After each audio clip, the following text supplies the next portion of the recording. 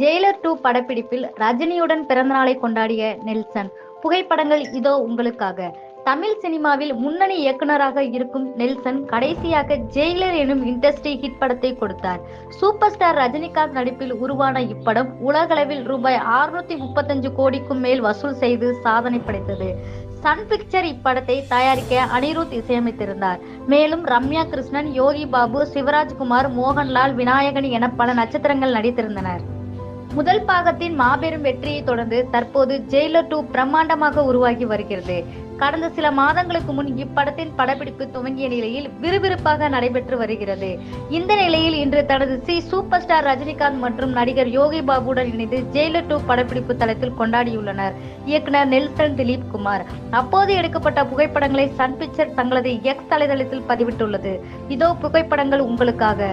இது போன்ற சினிமா செய்திகளை உடனுக்குடன் தெரிந்து கொள்ள நம்ம சேனலை சப்ஸ்கிரைப் பண்ணுங்க. அப்படியே மறக்காம பெல் ஐகானை கிளிக் பண்ணுங்க.